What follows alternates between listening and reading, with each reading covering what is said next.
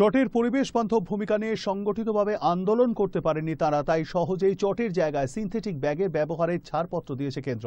সেই কারণে আরও করুণ হয়েছে চট শ্রমিকদের অবস্থা। শ্রমিক স্বার্থ রক্ষার দাবি জানিয়ে লেবার কমিশনকে স্মারকলিপি দিল বেঙ্গল চটকল মজদুর ফোরাম।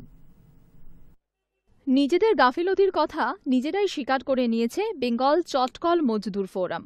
চটের পরিবেশ বান্ধব ভূমিকা প্রচার চালালেও সেভাবে মানুষকে সচেতন করা যায়নি, ফলে জনমতের চাপও সেভাবে তৈরি হয়নি। আর সে কারণেই কেন্দ্র নীতি বদল করতে পেরেছে।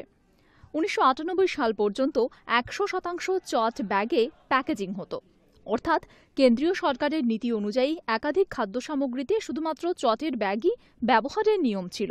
বদল হয়েছে কেন্দ্রের নীতির। বাজার অর্থনীতির ধাক্কায় দ্রুত চটের ব্যাগের জায়গা দখল করে নিয়েছে সিনথেটিক ব্যাগ।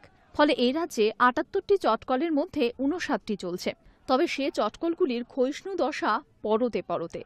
ফলে অসহায় চট শ্রমিকেরা। শ্রমিকদের স্বার্থ রক্ষার দাবি জানিয়ে মঙ্গলবার লেবার কমিশনের কাছে একটি স্মারকলিপি জমা দিল বেঙ্গল চটকল মজদুর ফোরাম।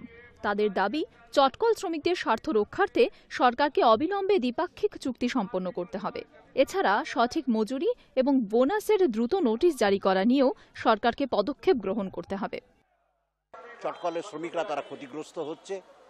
আমরা দেখছি যে যে চুক্তি মোতাবেক, যেটা আগের যে চুক্তি ছিল সেই অনুযায়ী শ্রমিকরা কোনো বেনিফিট পাচ্ছে না, গ্র্যাচুইটি টাকা ওদের দেওয়া হচ্ছে না।